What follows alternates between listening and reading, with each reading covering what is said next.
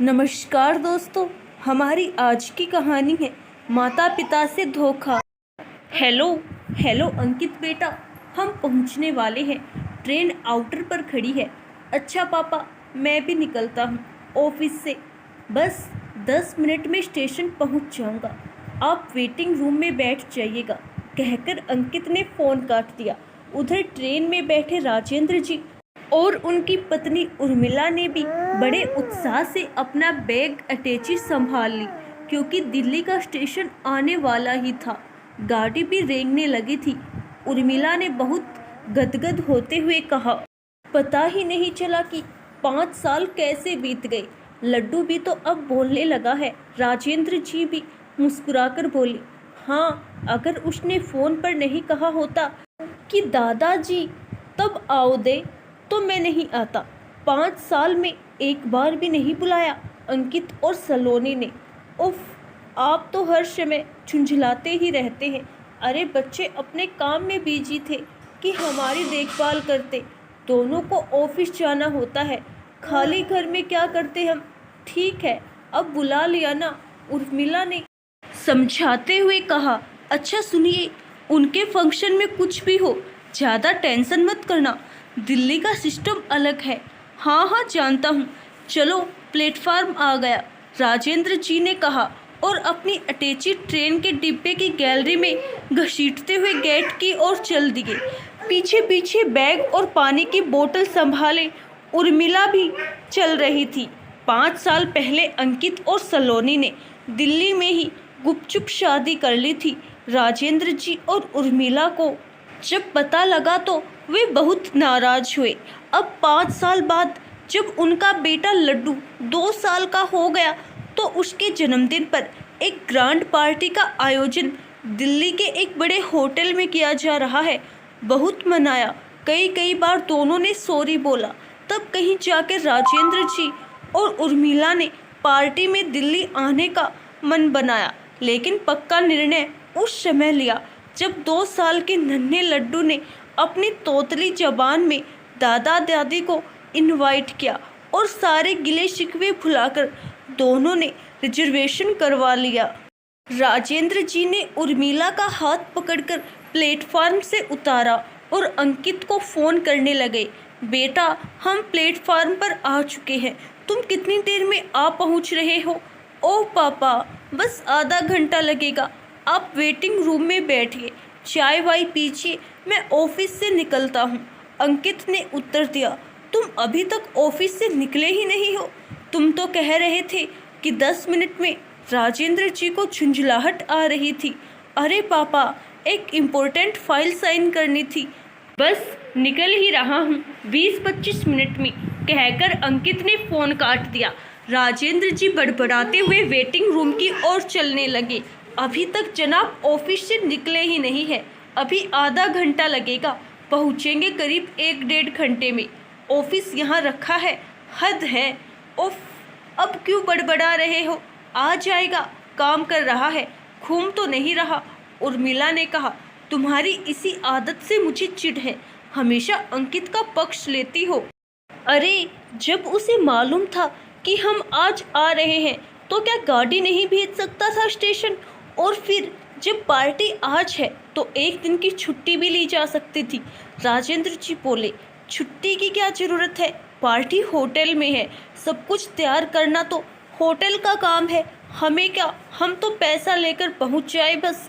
उर्मिला जी ने शांति से पुल पर चढ़ते हुए कहा, बस माँ बाप रिश्तेदार सबको चूल्हे में झोंको। और राजेंद्र जी झुंझलाने लगे। अच्छा बस करो, किधर जाना है?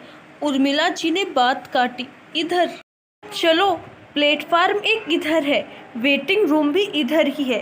राजेंद्र जी सूटकेस घसीटते हुए बढ़ने लगे। वेटिंग रूम में आकर हाथ मुंह धोकर दोनों ने एक एक कप चाय पी। लगभग आधा घंटा बीतने के बाद राजेंद्र जी ने फिर अंकित को फ़ोन किया। हेलो, कहाँ हो? बस पापा, अभी पहुँचा, ऑफिस से निकल चुका हूँ, ज़रा होटल में कुछ एडवांस देकर स्टेशन पहुँच रहा हूँ, अंकित का जवाब था। फ़ोन अपनी जेब में रखते हुए राजेंद्र जी को खामोश देखकर उर्मिला ने कहा, क्या हुआ? अभी होटल जा रहा है एडवांस देने, उसके बाद यहाँ आएगा। राजेंद्र जी ने बिस्किट मुँह में डालते हुए कहा। चलो ठीक है, आ जाएगा। वैसे अभी 11:30 ही तो हुआ है, पूरा दिन पड़ा है, पार्टी तो शाम 7 बजे से है, उर्मिला ने कहा। लगभग 1 बज चुका था।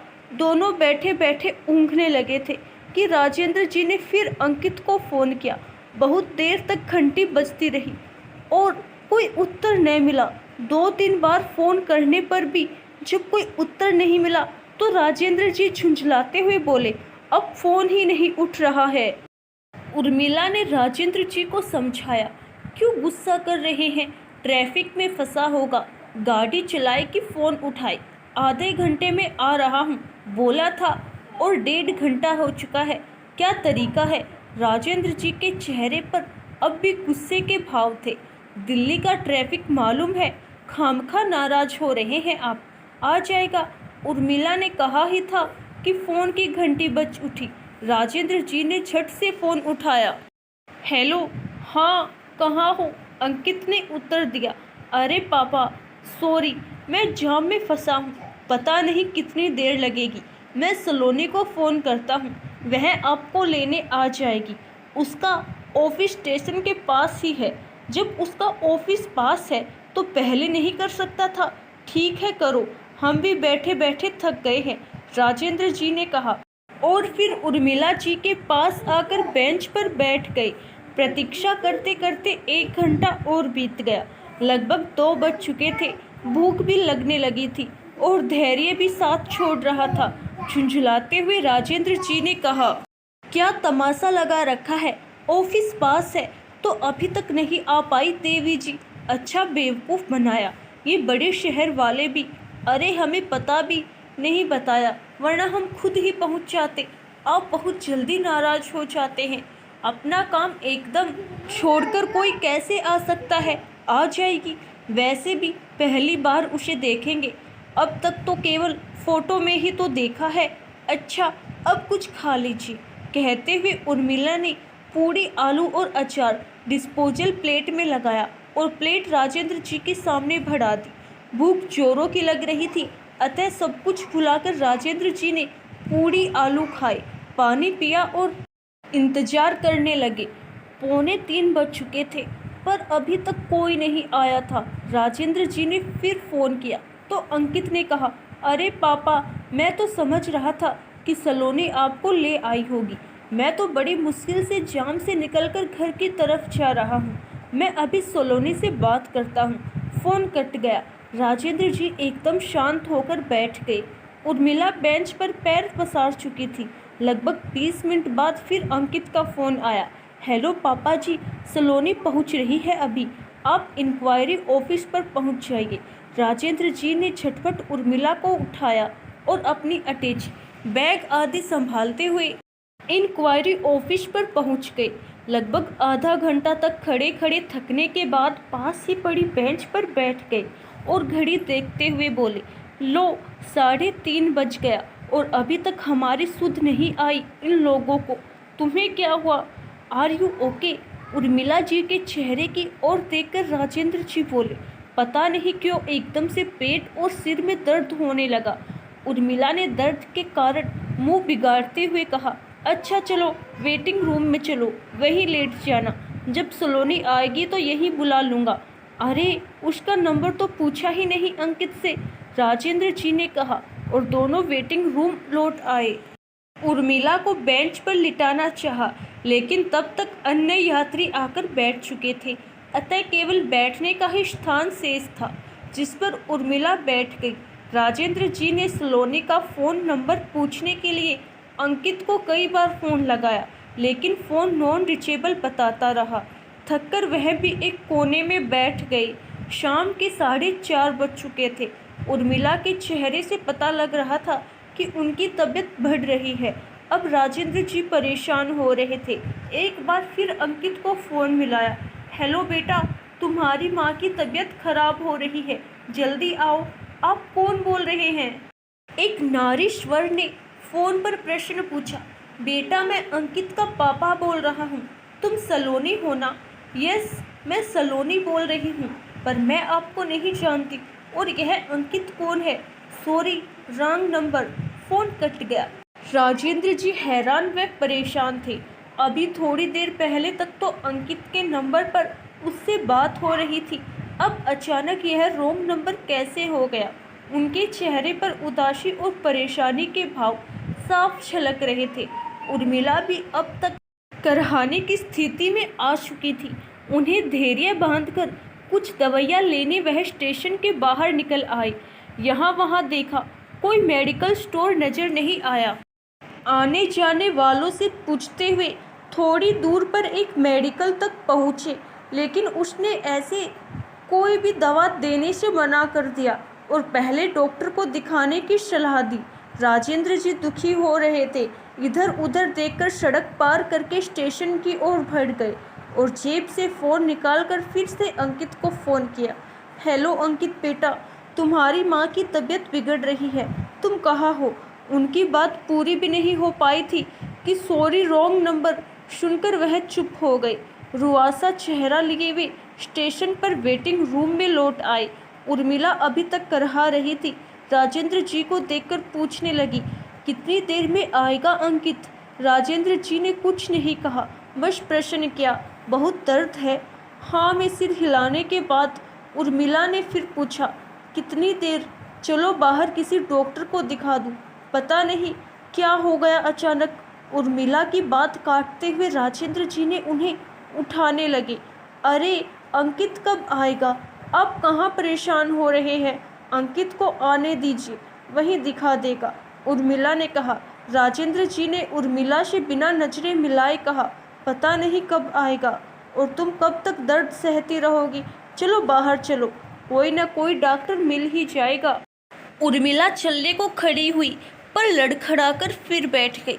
नहीं चला जा रहा है, लगता है पैरों में जान ही नहीं रही। अरे हिम्मत तो करो, आओ मैं पकड़ लेता हूँ, राजेंद्र जी ने कहा।